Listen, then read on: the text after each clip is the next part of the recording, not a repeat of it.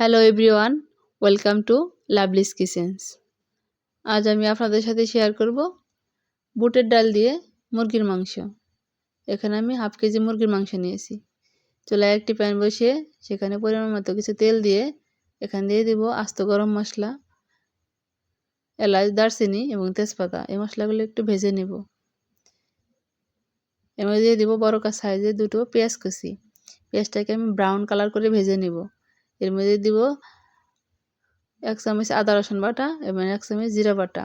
এই মশলাগুলো দিয়ে একটু ভালো করে ভেজে নেব যাতে আদা রসুনের কাঁচা গন্ধটা না আসে। এগুলো ভাজা হয়ে গেলে দিয়ে দেবো 1 চামচ মরিচের গুঁড়ো, 1 চামচ হলুদের গুঁড়ো, 1 চামচ ধনিয়া গুঁড়ো এবং হাফ চামচ জিরার গুঁড়ো। এই মশলাগুলো দিয়ে একটু ভালো করে কষিয়ে নেব। এর মধ্যে একটু পানি দিয়ে মশলাগুলোকে আর একটু ভালো করে কষিয়ে নেব। যখন মশলাগুলোর থেকে তেল উপরে চলে আসবে তখন এর মধ্যে দিয়ে দেব স্বাদ মতো একটু লবণ। লবণটা দিয়ে এখানে মাংসটা দিয়ে ভালো করে কষিয়ে নেব।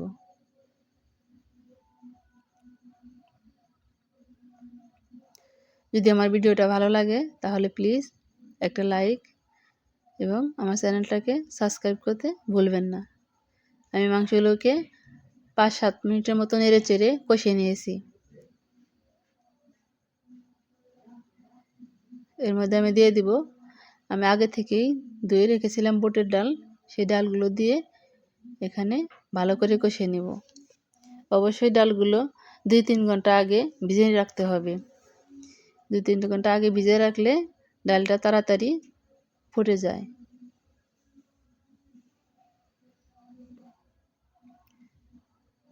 ডালগুলো দিয়ে আমি ভালো করে আরও 5-7 মিনিটের মতো নেড়ে চেড়ে কষিয়ে নিয়েছি। এর মধ্যে আমি দিয়ে দিব ফুটন্ত গরম পানি।